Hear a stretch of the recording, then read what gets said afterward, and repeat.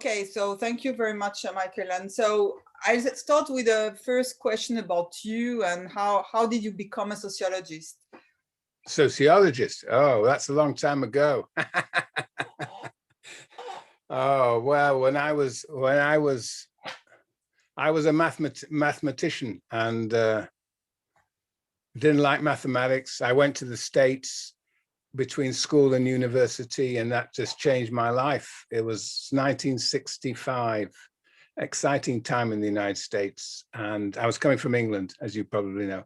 And so then I went back to Cambridge to study this mathematics. I hated it. I was not very good at it. And so every summer I would go to some different country. I went to South Africa, and Africa the first 4 months.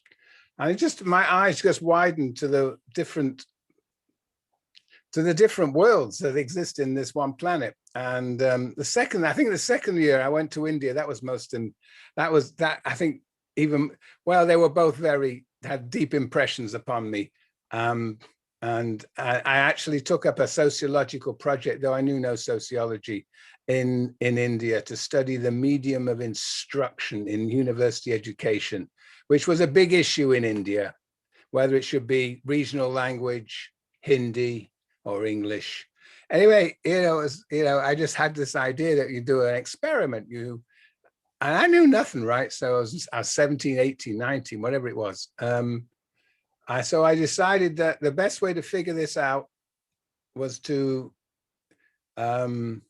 go around the country and have a comprehension test for economists and see whether they do better in the regional language or in English or in Hindi, as the case may be. So I would go around, I would get somebody to translate this short piece by Chester Bowles, who's an economist, and give them this multiple choice question. I divided the class into two, and I mean, it was totally ridiculous. But I learned very quickly that, this is not a technical issue, whether you should have it in English, a regional language, or Hindi, national language. It's totally a political issue. And this was a discovery for me. And so I realized, that what I was doing was, I sort of began to realize it was absurd what I was doing. And I learned that the world of policy making is subject to all sorts of economic and political constraints, which was totally transparent as soon as, you took it seriously. I had read, my mistake was, I suppose, that I'd read all these education commission reports, of which there were many in India. And of course, they don't really mention the political and economic issues. They just do treat it as an educational issue. And anyway, that's where I learned to be a sociologist, I think. Though I was primed to be so. I mean, I was in South Africa for 6 weeks in the year before. That was, yeah.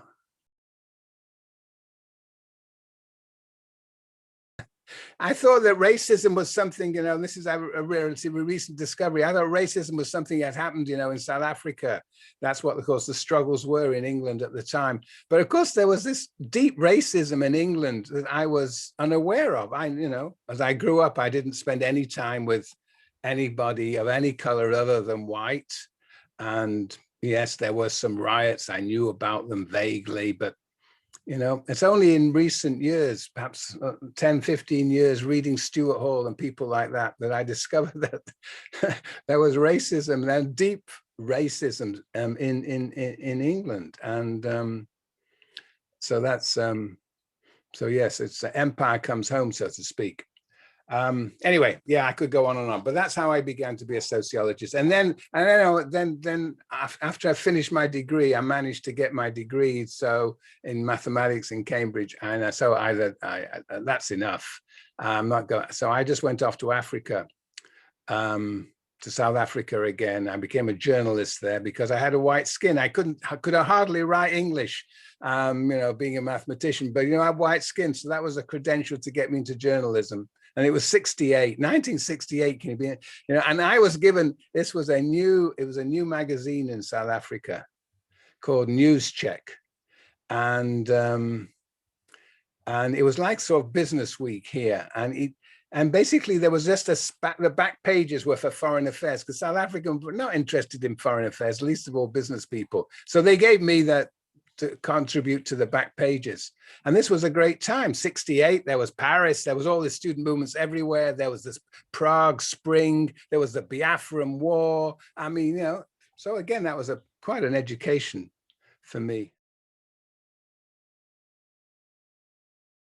I learned to write to the extent that I can write. I think I learned to write there.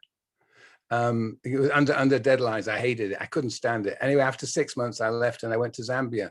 And then I had no money, so I worked so I got a job in the copper industry. Which basically, I was a study of my first big study was to study the copper industry and what was happening to the racial order in the copper industry, the color bar, and how it's been reproduced.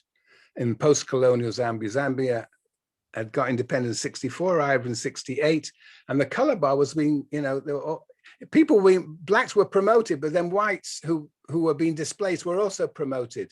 So the color bar just floated upwards. And so, you know, of course, nobody was talking about that. Nobody dared talk about it because, you know, the whole point about post-colonial Zambia was to eliminate racism, not to reproduce it. But the government was quite happy to sort of knew about it, but didn't want to do anything about it because they needed the copper and they didn't want to risk anything. Anyway, that was my first study. And then I went to the university there to study basically social anthropology. The copper industry, I did a lot of work for the copper industry, and there's something called a job evaluation scheme, which was to integrate the two wage scales of black and white but keeping the hierarchy. So I was actually contributing to the reproduction of the racial order and so I don't know how aware I was at the time, but certainly afterwards I realized that I was studying the very problem to which I had contributed.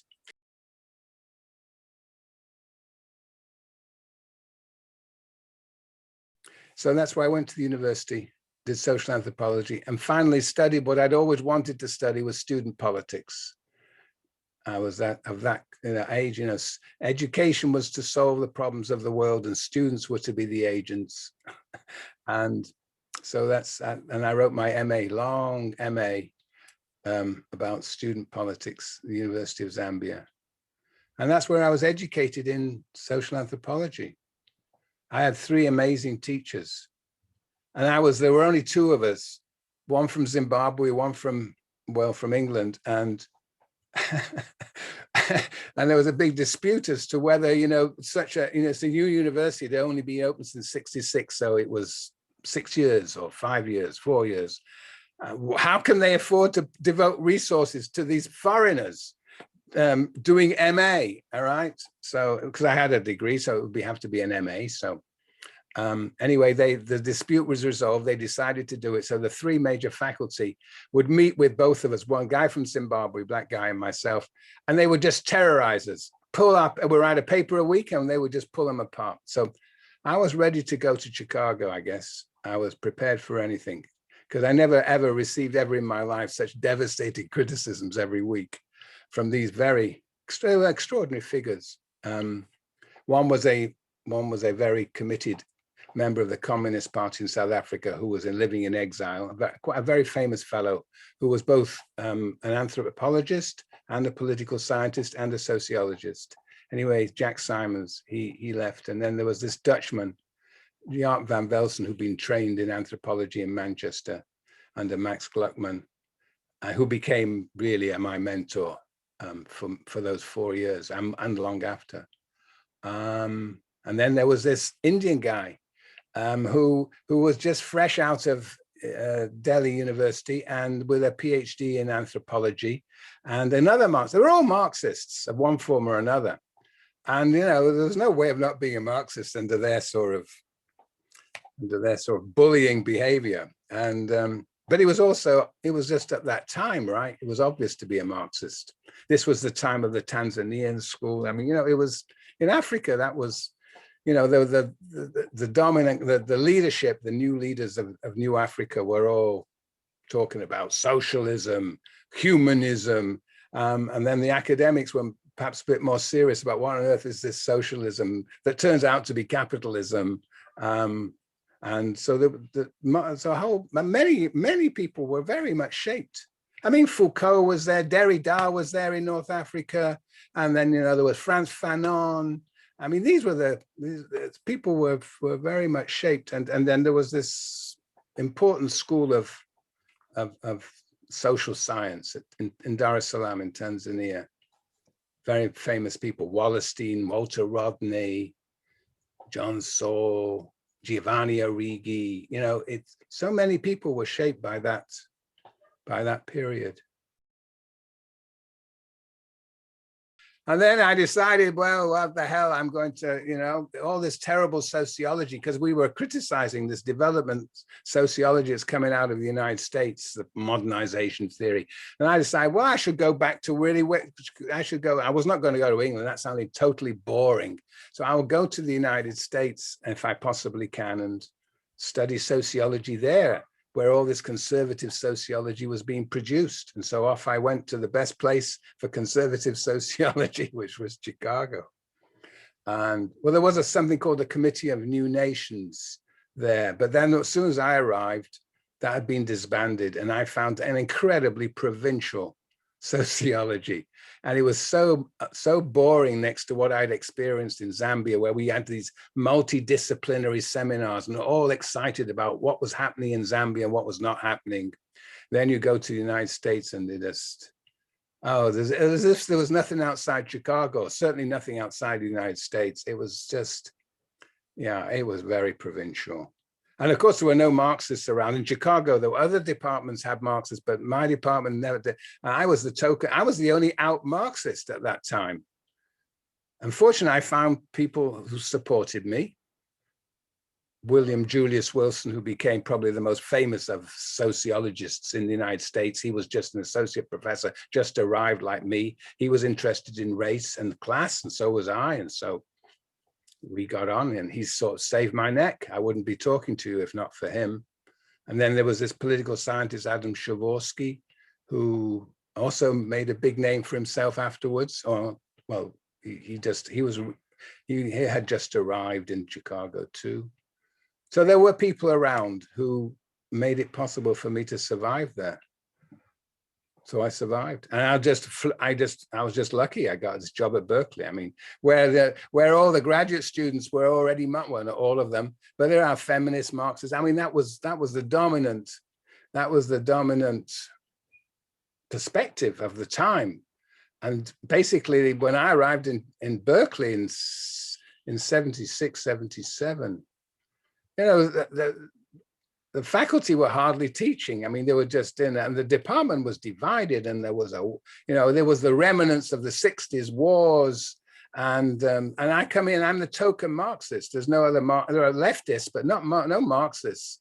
So I was inundated with graduate students, and the whole thing was a bit terrifying.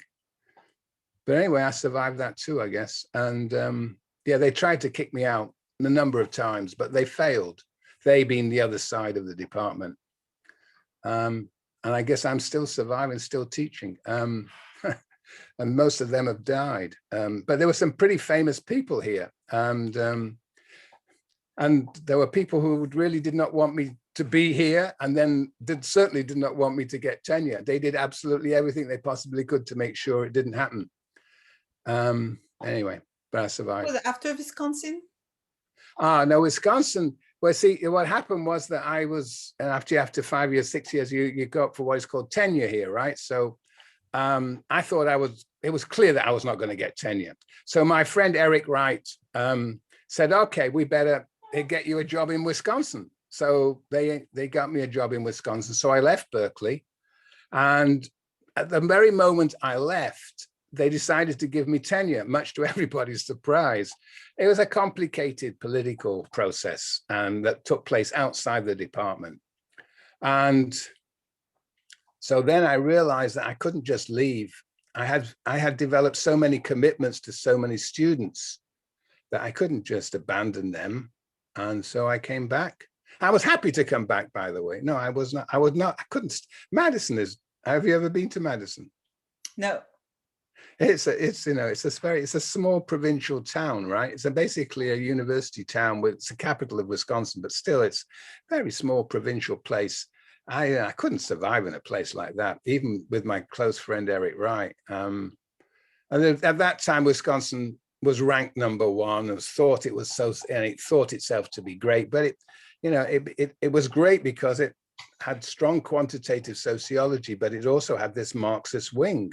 And there were people like Ivan Seleny there. And, there were really some interesting people who were, and they, because they're quantitative positivistic sociologists, they had a sort of laissez-faire view. Okay, Burawoy is a Marxist, we don't care. He's an ethnographer, that's what's important. And he cares about data. Huh? But everything, it was very different there. It was not politicized at all. Graduate students were a bit politicized, but the faculty weren't. Whereas here, it was just, it was politics from beginning to end here in Berkeley. Yeah, it was a very different atmosphere. Anyway, I came back to Berkeley, and I then left once. I left once again because I just couldn't find. It was in the middle 90s. It was just overwhelming, the number of students I was working with. I just couldn't handle it. And anyway, I left again. I left for Northwestern University, private university. Yeah. And then I couldn't, I said, no, I can't come to this place. I'm going back home, so to speak. You get used to places. Yeah, that was it. Northwestern was, they gave all the faculty a very cushy deal. You didn't have to teach much. And the students really didn't have that edge that they do here. I mean, there was not the tension. So, but yeah, so here the political atmosphere suited me, and the intensity of people's, what was so interesting, particularly about feminists, they really thought that it mattered. What they did as researchers, they really thought that it mattered. And so there was an intense political engagement with the very research projects in which they were involved. And the Marxists too, but perhaps to a lesser extent. But of course, that's all changed. But that's another story. Hey, we'll leave it at that.